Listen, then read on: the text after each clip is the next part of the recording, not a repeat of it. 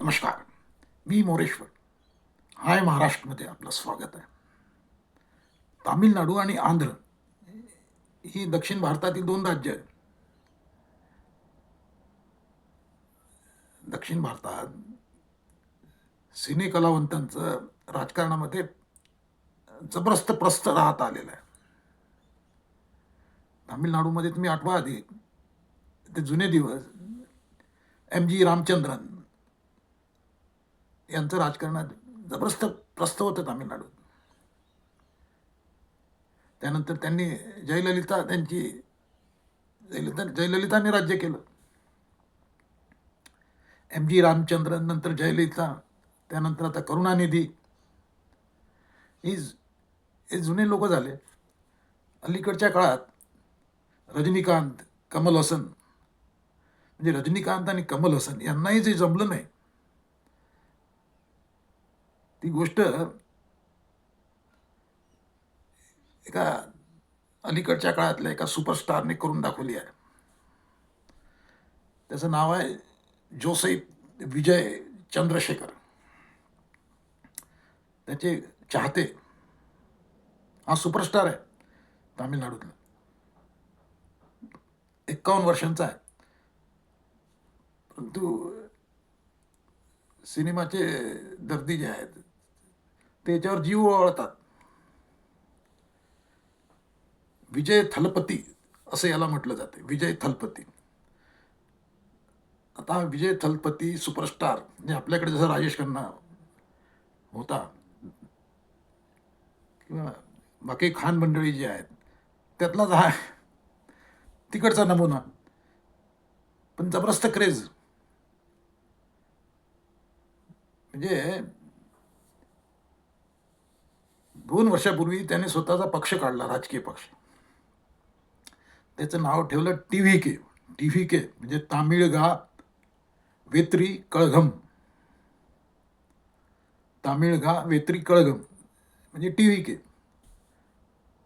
अवघ्या 2 वर्षात या विजयने 2 प्रादेशिक पक्षांना मागे टाकून आता या निवडणुकीत, ताज्या निवडणुकीत सर्वाधिक जागा जिंकल्या आहेत.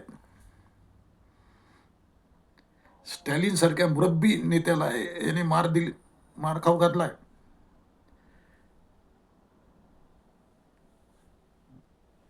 तामिळनाडूच्या राजकारणात दोघांचंच प्रस्थ चालत आलेला आहे. एक म्हणजे द्रमुक किंवा अण्णा द्रमुक, म्हणजे आलटून पालटून हेच द्रमुक राज्य करत आले आहेत. हा द्रमुक किंवा तो अण्णा द्रमुक, अण्णा द्रमुक किंवा द्रमुक हेच लोक राज्य करत आले आहेत, सत्ताधारी राहत आले आहेत. पण यावेळी या विजय थलपतीने गणित बदलून टाकलंय. तर विजय थलपती या 2 वर्षापूर्वी जन्माला आला. त्याने आपला पक्ष 2 वर्षापूर्वी जन्माला घातला,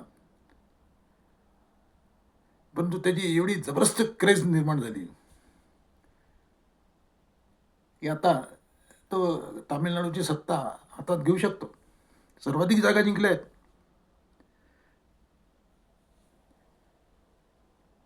म्हणजे 2 वर्षापूर्वी त्याने पहिली सभा घेतली तामिळनाडू. त्या सभेला 3 लाख लोक होते. 3 लाख लोक. आता म्हणजे तामिळनाडूचं राजकारण हे सिनेमाभोवतीच फिरत आलेलं आहे. सिनेमा कलावंतांभोवती. रामचंद्रन, जयललिता, करुणानिधी हे त्यातलेच आहेत.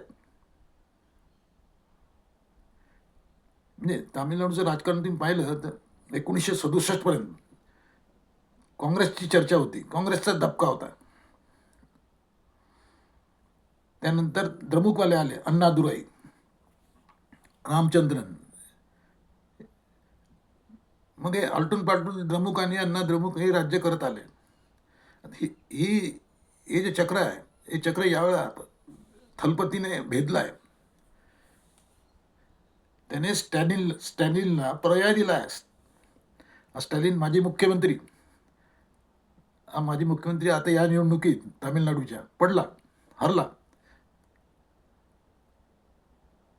आता या थलपतीने ही जादू कशी केली? हेही पाहण्यासारखं आहे. तामिळनाडूमध्ये प्रत्येक हिरोचे, कुठलाही हिरो असेल, त्याचे फॅन क्लब असतात, फॅन क्लब. आणि फॅन क्लब आपल्या हिरोचे दुकानं चालवत असतात. तर या विजय थलपतीचेही असे फॅन क्लब आहेत तामिळनाडूत, गल्लोगल्ली. आणि या फॅन क्लबनीच या विजयचं काम केलं आहे. तर याने असं काय देऊ केलं होतं मतदारांना की लोक ते स्टॅलिनला सोडून याच्या मागे आले, किंवा BJPला सोडून यांच्या मागे धावले.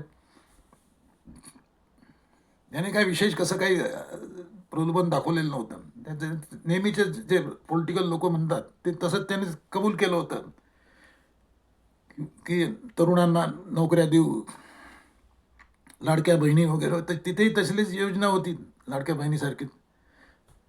सोन्याची अंगठी देऊ, सोन्याचे चेन देऊ. हे अलीकडे राजकीय पक्षांना देण्यासारखं काही राहिलेलं नाही. त्यामुळे असलेच सरकारी खजिन्यातून ते खर्च करतात. हे फार वाईट प्रथा पडली आहे, पण ते सर्व आता सुरू झालेलं आहे सर्वत्र. आधी तर लोक बोट दाखवायचे, आता पण बोट दाखवतही नाहीत.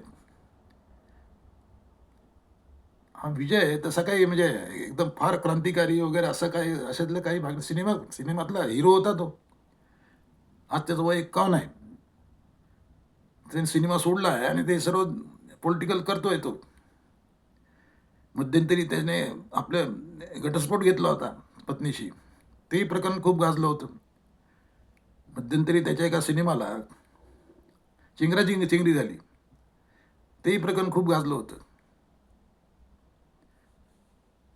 तर हे म्हणजे तामिळनाडूचं हे द्रविड विरुद्ध बाकी असं राजकारण तामिळनाडूमध्ये चालत आलेलं आहे. आणि तेच आता तुम्हाला दिसतंय, ते चेहऱ्यावर मतदान झालेलं आहे. म्हणजे हिरो आहे ना.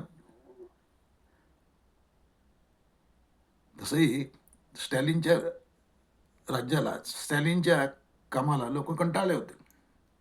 विजेची बिलं वाढली होती, गुंडागर्दी वाढली होती, विकासाची चर्चाच नव्हती.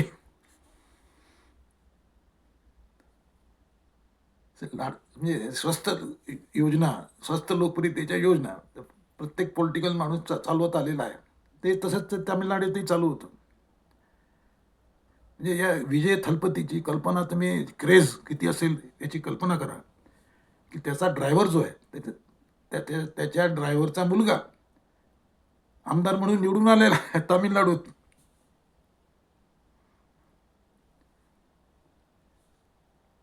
2 वर्षापूर्वी त्याने आपलं दुकान लावलं होतं, पक्ष काढला होता विजय थलपतीने. त्याच्याकडे कार्यकर्ते सुद्धा नाहीत.